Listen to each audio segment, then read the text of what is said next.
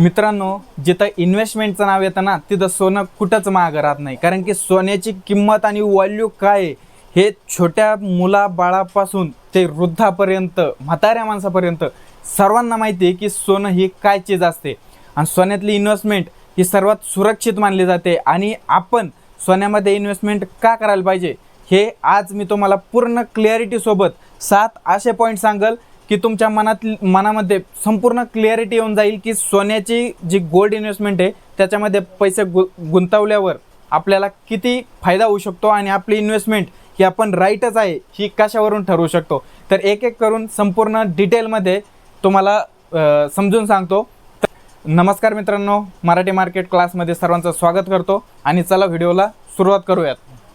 तर सोनं gold investment, तर सगळ्यात पहिला मुद्दा जर बघायचा झाला तर आपण सोन्यामध्ये इन्व्हेस्टमेंट का करतो. तर मित्रांनो, एक एक करून आपण सर्व पॉईंट डिटेलमध्ये कव्हर करूयात. तर नंबर 1 पॉईंट आहे मित्रांनो, सेफ ॲसेट.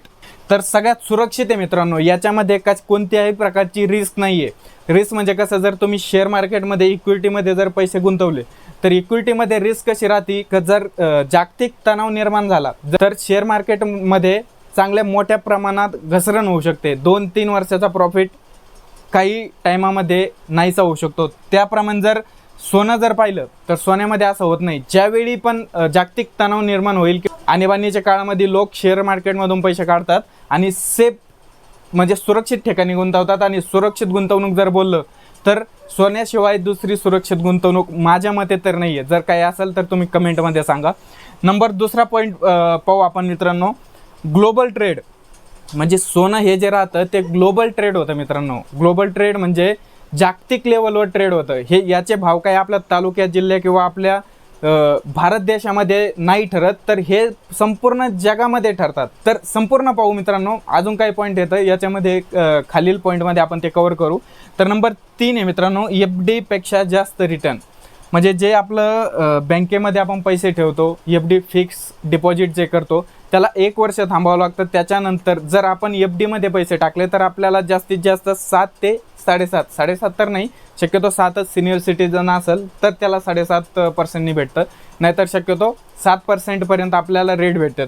तुम्ही जर गोल्ड जर पाहिलं तर गेल्या 1-2 वर्षामध्ये त्याने 50% जास्त रिटर्न दिले. सोन्यानी आणि चांदीमध्ये लिक्विडिटी जास्त असते, ते कधी लवकर म्हणजे कमी पण होते, कधी भाव जास्त होतात. पण सोन्याचं तसं नाही, थोडंसं स्थिर गुंतवणूक राहते. याच्यामध्ये लिक्विडिटी थोडीशी कमी असते.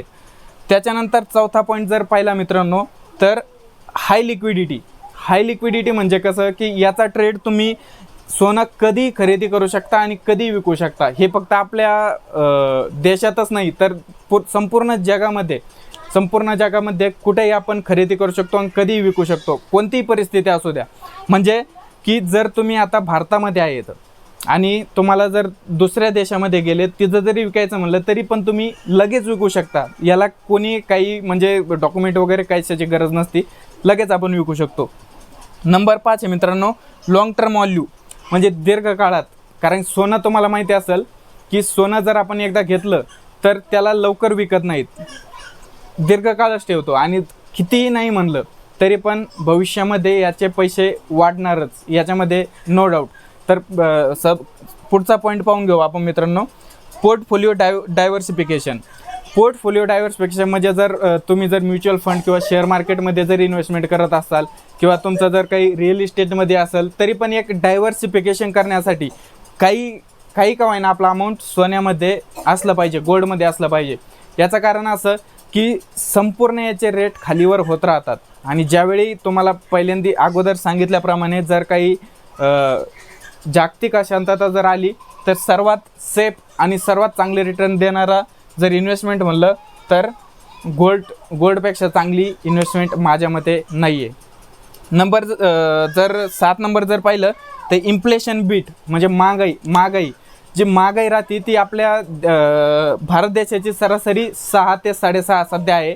पण जर फार्मा सेक्टर किंवा याच्यामध्ये जर पाहिलं तर ही 8% जास्त. म्हणजे जर आज एखादी गोष्ट जर 100 रुपयाची आहे तर पुढच्या वर्षी ती जर 6% जर इन्फ्लेशन असलं, 6% महागाई असली तर 100 रुपयाची वस्तू एका वर्षाने 106 रुपयाला होणार.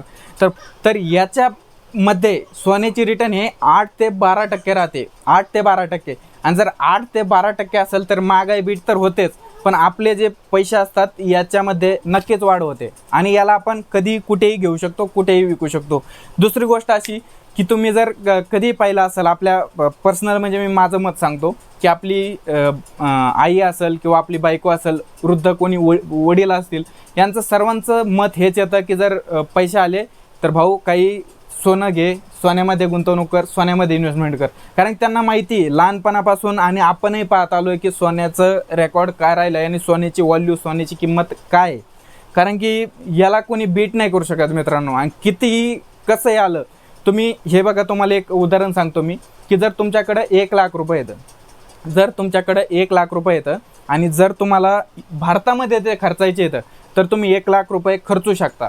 दुसरी गोष्ट अशी की जर तुम्ही बाहेर देशात गेले आणि जर आपले 1 लाख रुपये नेले तर तुम्ही त्या एअरपोर्टवरून विमान उडल्यानंतर जसं त्या देशामध्ये लँड करताल त्यावेळी तुमची व्हॅल्यू जी राहील ती 0 होऊन जाईल तुमच्या अकाउंटवरची.